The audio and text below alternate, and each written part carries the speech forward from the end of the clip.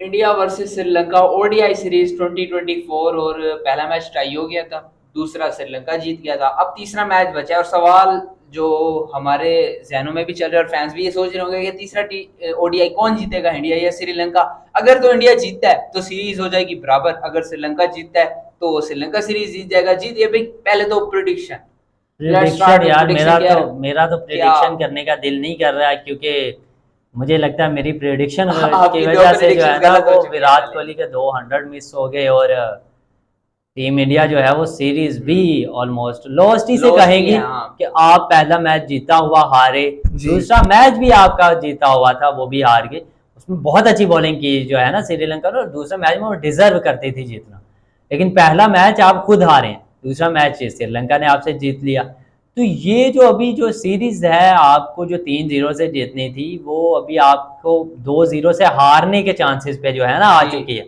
और अगर तो इंडिया अगेन रन चेज की तरफ जाती है तो डिफिकल्टी होगी। और सही। मुझे समझ नहीं आ रही कि विराट कोहली को क्या हो गया है, और उनको थोड़ा सा रन चेज जो पसंद है उनको, उसमें वो परफॉर्म नहीं कर पा रहे। और जब वो परफॉर्म नहीं करेंगे तो ऑब्वियसली रन चेज में इंडिया को नहीं, मुश्किलात तो अगर आएंगे, आपने तो वो देखा हो मैच तो तो विराट हारेंगे। कोहली दोनों मैचेस में आई थिंक स्पिनर से ही आउट हुए स्पिनर हैं। से ही आउट हुए हैं, सारे प्लेयर्स ही स्पिनर से आउट हुए हैं, हाँ और विराट कोहली ने अच्छा स्टार्टअप लेने के बाद आउट हुए हैं। और हाँ। दोनों में ही एलबीडब्ल्यू आउट हुए हैं, तो उनको थोड़ा सा ख्याल करना चाहिए, क्योंकि उनके बिना रन चेस नामुमकिन है। डिफिकल्ट है तो जिस तरह से। ये मुझे मुझे जो है वो पर्सनली तौर पे एक तो बुरा लगा कि उन्होंने एक अच्छी इनिंग्स या बड़ी इनिंग्स नहीं खेल पाए, और जिस वक्त टीम इंडिया को जरूरत जी। थी उस वक्त वो फेल हो गए, जिसकी वजह से टीम इंडिया को नुकसान हुआ।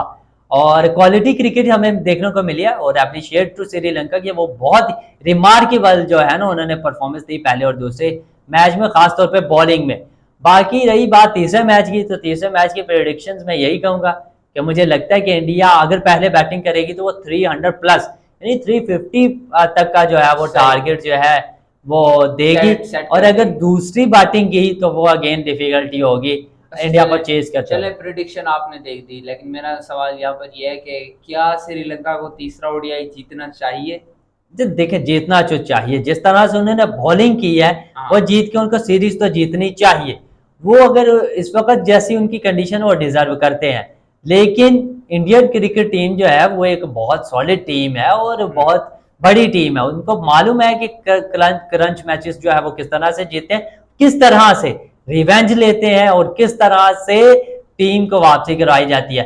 तो ये जो है तीसरा मैच एक डू और डाई है, यानी सीरीज वन और लॉस्ट वाले के है ये। एक हिसाब से, कि जो इंडिया जीतेगी तो वो सीरीज को बचाएगी, श्रीलंका जीतती है तो वो सीरीज जीतेगी। तो ये एक अच्छा मैच देखने को मिलेगा, और मैं तो चाहूंगा कि इंडिया जो है अगेन रन चेज की तरफ जाए, और इस दफा इनको 270-80 रन चेज करने का जो है ना वो मौका मिले। और इंडिया अगेन अगर एक्सपोज हुई तो फिर उनको सोच लेना चाहिए कि चैंपियन ट्रॉफी जो है वो आ हाँ रही वो है, और कैसे उनका खेले। मिडल ऑर्डर कुछ नहीं कर रहा, विराट तो अभी क्या करना चाहिए। विराट कोहली के लिए कोई प्रेडिक्शन देंगे लास्ट T20 में? या मुझे 100 आना तो चाहिए, लेकिन सही। नहीं लग रहा कि 100 आएगा। जिस तरह की उनकी जो सिचुएशन, मुझे नहीं लगेगा कि वो आएगा। 100 जरूर आना चाहिए लेकिन। सही। चलें देखते हैं India versus Sri Lanka ODI series का लास्ट मैच बचा, जो डिसाइड करेगा कि इंडिया या तो सीरीज बराबर करेगा या तो सीरीज हार जाएगा। अब तक के लिए इतने, तो ये मुश्ताक को दीजिए इजाजत। अल्लाह हाफिज।